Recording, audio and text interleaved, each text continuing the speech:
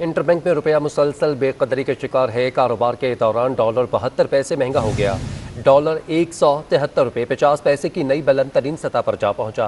5 माह में 12 रोज में इंटरबैंक में डॉलर 21 रुपये 22 पैसे महंगा हो चुका है। डॉलर 21 रुपये से ज़्यादा महंगा होने से पाकिस्तान के बैरूनी कर्जों के बोझ में 2500 अरब रुपये का इजाफा हो चुका।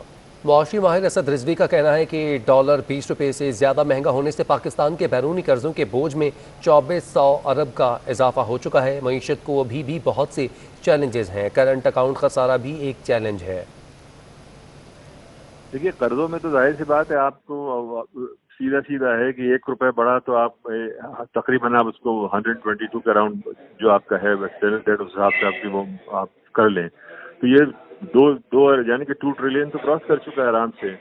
अब ये कि वो जाहिर सी बात है, अब ये 173 के अराउंड है, तो इस वक्त कर्जों में कोई कमी नहीं हुई है अभी, बल्कि इजाफा ही हुआ है। वो उसका डेट जो आपका है वो उसका साइज बढ़ता चला जा रहा है, उसी अकॉर्डिंगली हो रहा है वो, जिस तरह मूव आ रही है रुपए के हिसाब से, जैसे मैंने बताया। सिंध हाई कोर्ट ने हुकूमत को क्रिप्टो और बिटकॉइन को 3 माह में रेगुलेट करने का हुक्म दे दिया है। अदालत ने हुकूमत को क्रिप्टो और बिटकॉइन को 3 माह में रेगुलेट करने और वफाकी सेक्रेटरी खजाना की सरबराही में आला सतह कमेटी बनाने का हुक्म दे दिया है।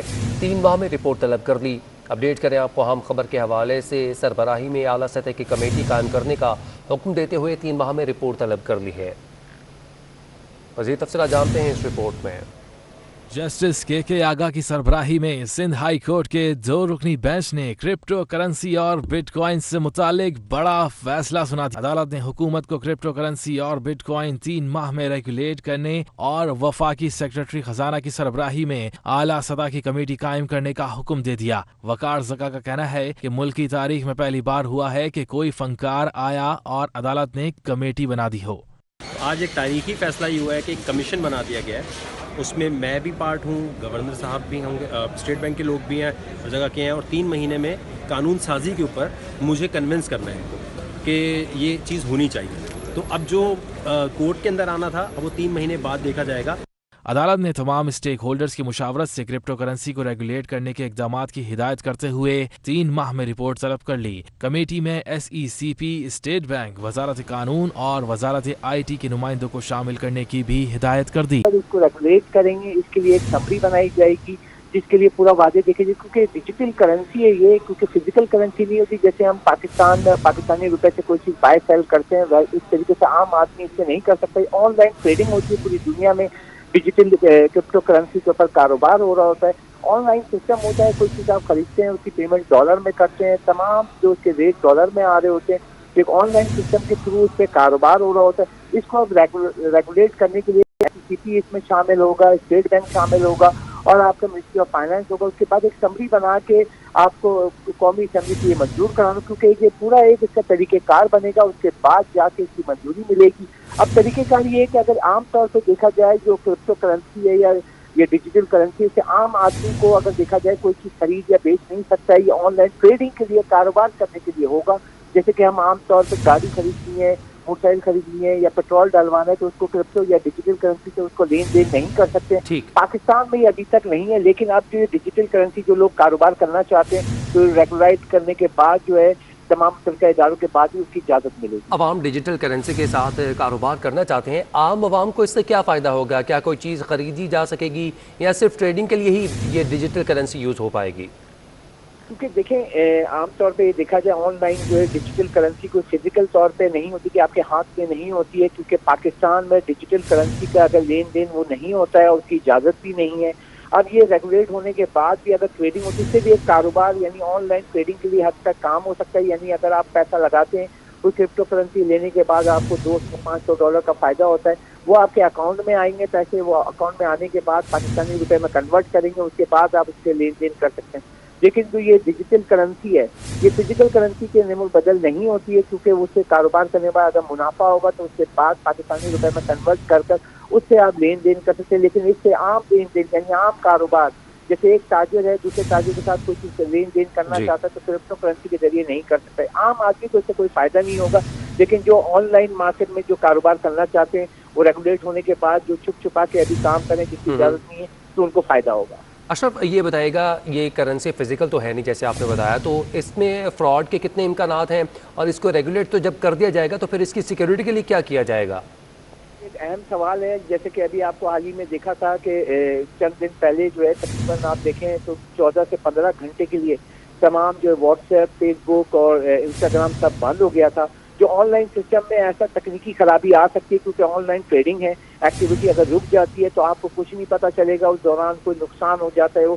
तो एक वो डिजिटल ऑनलाइन सिस्टम का एक वो जो खतरा है वो तो बरकरार रहता है। ये साथ ही यहाँ पे जो अगर हम देखें, यहाँ पे अगर फायदे की देखें तो यहाँ पे जो लोग सिर्फ उसमें कारोबार करेंगे, उससे जो फायदा करेंगे, उसके बाद पाकिस्तानी रुपए में उसको कन्वर्ट करके ही उसका यहाँ पे उसको इस्तेमाल कर सकते हैं। लेकिन उससे पहले जब तक वो ऑनलाइन सिस्टम के थ्रू ट्रेडिंग कर रहे हैं तो उससे आम आदमी को कोई फायदा नहीं होगा। ये एक सिस्टम है जो कि ऑनलाइन वहाँ रजिस्टर होकर आप पैसे यहाँ से ऑलरेडी उसमें डिपॉजिट कराते हैं और उसके बाद वहाँ ट्रेडिंग करते हैं, जो कि पूरी दुनिया में हो रहा है। पाकिस्तान में ये छुप छुपा के हो रहा था, जिसकी अब सिंध हाई कोर्ट की जानिब से उसको कहा है कि रेगुलेट किया जाए। रेगुलेट करने का मकसद भी यही है कि इससे पहले इसकी इजाज़त नहीं थी, अब इसको एक कानून साजी की जाए।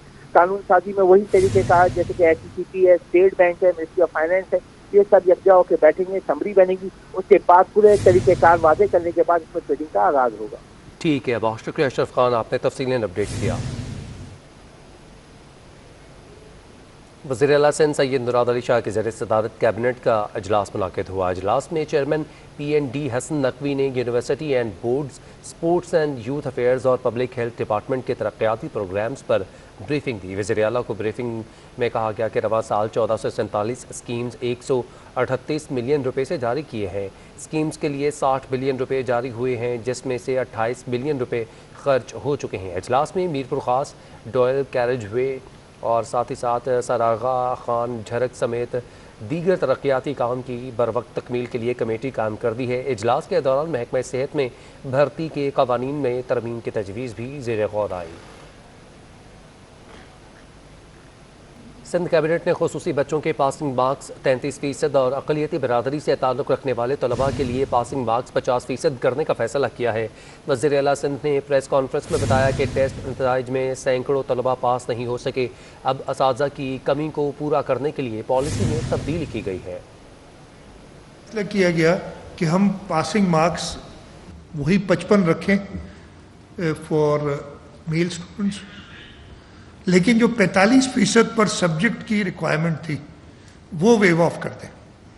हमने इसमें ये भी सोचा कि इसको नहीं 45 की जगह 30 कर दें, 33 कर दें, ये सारी चीज़ें करके, लेकिन जो एक कलेक्टिव फैसला कैबिनेट ने किया का वेव कर दें। हमने 2 रिलैक्सेशंस और की हैं कि स्पेशली एबल्ड चिल्ड्रन जो हैं, डिफरेंटली एबल्ड चिल्ड्रन, उनके बच्चे, उनकी पासिंग मार्क्स 33% कर दिए, और जो माइनॉरिटीज़ हैं उनके 50% माइनॉरिटीज़ के 50% कर दिए। हमारी तकरीबन 32,000 वैकेंसीज थी प्राइमरी स्कूल टीचर्स की, 32 के कुछ ऊपर, और कोई 11-12 हज़ार वैकेंसीज थी, 14,000 वैकेंसी JESTs की। उसके अगेंस्ट हमने एक पॉलिसी बनाई, काबीना ने उस पॉलिसी की मंजूरी दी, और उस काबीना की मंजूरी में ये था कि जी 55% पासिंग मार्क्स हैं, और उसके अलावा हर सब्जेक्ट 4 या 5 सब्जेक्ट्स जो हैं उसमें 45% लेने चाहिए। जो इस क्राइटेरिया पे पूरा उतरेगा उसको पास समझा जाएगा। वज़ीर तालीम सिंध ने तालीमी मयार की बेहतरी के लिए बड़ा इक़दाम उठा लिया। सरकारी स्कूल्स में अर्ली एजुकेशन की बेहतरी के लिए $10 करोड़ की रकम मुख्तस कर दी गई है। इस प्रोजेक्ट में महकमा तालीम और वर्ल्ड बैंक के इश्तराक से ये शुरू किया जाएगा। सिंध के 10 डिस्ट्रिक्ट के स्कूल्स में अर्ली एजुकेशन पर तवज्जो दी जाएगी। नर्सरी से 5वीं जमात के तालिब इल्मों के क्लास रूम्स पर तवज्जो दी जाएगी। महकमा तालीम के मुताबिक प्राइवेट स्कूल के तर्ज पर सरकारी स्कूल्स में भी क्लास रूम्स की तज़य्युन और आराइश की जाएगी। सिंध में सरकारी कॉलेजेस के फर्स्ट ईयर में दाखिलों के ख्वाहिशमंद तलबा की इंतज़ार ख़त्म हो चुका है। डायरेक्टोरेट कॉलेजेस ने दाखिलों के लिए कमेटी का ऐलान कर दिया। मज़ीद तफसीलात जानते हैं फैसल खान से। फैसल, बताइएगा तरीक़ाकार क्या होगा एडमिशन्स के लिए? देखिए, सिंध में कॉलेजेस में फर्स्ट ईयर में सरकारी कॉलेजेस में पहली मरतबा सेंट्रलाइज एडमिशन पॉलिसी के तहत पूरे सिंध में एडमिशन लिए जा रहे हैं। इससे पहले सिर्फ ये कराची में होता था।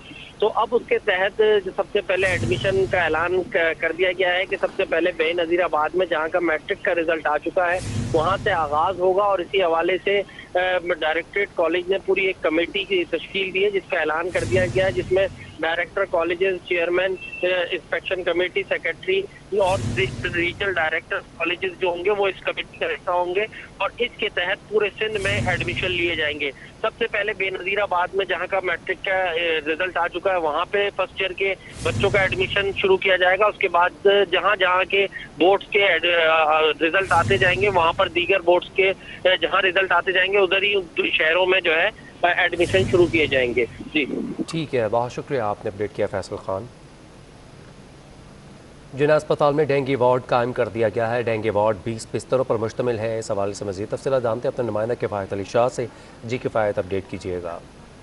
जी, कराची के जिना अस्पताल में आज भी जो है वो 6 मरीज़ दाखिल किए हैं जिनको जो है वो डेंगू वायरस हुआ था। अभी जो है वो डेंगू जो वार्ड है जिना अस्पताल में वो इस्टेब्लिश तो कर दिया गया है, लेकिन अभी जो है वो इसको मरीज़ों के लिए खोला नहीं गया। यहाँ पर जो है वो आप देख सकते होंगे, चूँकि डेंगू के मरीज़ के ऊपर जो मच्छर बैठे, अगर उनको मच्छर कोई डंग मारे और वो किसी दूसरे मरीज़ को भी जाके काटे तो उसको भी जो है वो डेंगू हो सकता है। तो इसलिए जालियाँ लगाई गई हैं ताकि उनको कोई मच्छर ना काट सके। और यहाँ पर जो है वो 20 बेड अभी इब्तदाई तौर पर लगाए गए हैं। यहाँ पर सर्जिकल बिल्डिंग है पुरानी, वहाँ पर जो है वो ये इस्टेब्लिश किया गया है फर्स्ट फ्लोर पर। और इसके साथ साथ जो है वो जो दीगर मरीज़ हैं वो दूसरी जगह पर, अभी ज़्यादा बड़ी तादाद नहीं है इसलिए जो है वो दूसरी बिल्डिंग में उन्हें रखा गया है। हमारे साथ डॉक्टर वलीद मौजूद है, इनके हवाले से इनसे जानते हैं कि क्या सूरत हाल है, डेंगू के हवाले से क्या कहना चाहेंगे। अस्सलाम वालेकुम, मैं डॉक्टर वलीद हूँ, यहाँ जिना हॉस्पिटल में एज आ पोस्ट ग्रेजुएट ट्रेनिंग काम करता हूँ। ये अभी हमने डेंगू का वार्ड जो है इनाग्रेशन की है इसकी, तो हम अपने बहुत डॉक्टर्स के, सीनियर्स के शुक्रगुजार हैं, एडमिन के, जिन्होंने ये वार्ड बनाया। अब सिचुएशन ऐसी है कि आजकल डेंगू के रेट्स बहुत बढ़ते जा रहे हैं, हाई चांसेस हो रहे हैं। हर तीसरी गली में जो है 3, 4, 5 पेशेंट्स जो हैं डेंगू के पॉजिटिव आ रहे हैं। अब करना ये है कि एक तो हमें खुद से एहतियात करनी है, जहाँ पानी खड़ा हुआ हो वहाँ से आप पानी हटाएं, बिल्कुल घर पे आप स्प्रेज वगैरह करें, नेट्स का इस्तेमाल करें, क्योंकि डेंगू ऐसी बीमारी है कि आपको अगर डेंगू है, मच्छर नॉर्मल मच्छर ने भी आपको अगर बाइट किया कि तो वो दूसरे पेशेंट को अगर बाइट करेगा उसको भी डेंगू हो जाएगा। पानी भी खड़ा ना होने दें और अपने तौर पर एहतियात करें और मच्छरों से बचें। डेंगू मच्छर जो है वो काटता है तो इसके बाद जो है वो डेंगू वायरस जो है वो होता है और बड़ी तादाद में मरीज़ जो है वो मुख्तलिफ अस्पतालों में जो है वो रिपोर्ट हो रहे हैं। जिना अस्पताल एक बड़ा जो है वो अस्पताल है कराची का, यही वजह है कि यहाँ पर जो है वो किसी भी सूरत हाल से निपटने के लिए अगर मरीज़ ज़्यादा आते हैं तो एक वार्ड यहाँ पर कायम किया गया है, डेंगू वार्ड, और इसमें तकरीबन 20 बेड लगाए गए हैं। वार्ड है जबकि जो डॉक्टर हैं वो कहते हैं कि डेंगू से बचने के लिए जो शहरी है। बहुत शुक्रिया किफ़ायत अली, आपने अपडेट किया। शहर कायद में दिन के औकात में समंदरी हवाओं का आगाज़ और दर्ज हरारत में कमी हो चुकी है। महकमा मौसमियात के मुताबिक आइंदा 2 से 3 रोज़ शहर में ज़्यादा से ज़्यादा टेम्परेचर 32 से 34 डिग्री सेंटीग्रेड रहने का इम्कान है। शहर में 13 किलोमीटर फ़ी घंटा की रफ्तार से हवा का सिलसिला जारी है, जबकि रात के औकात में कम से कम दर्ज हरारत 20 से 22 डिग्री सेंटीग्रेड रह सकता है।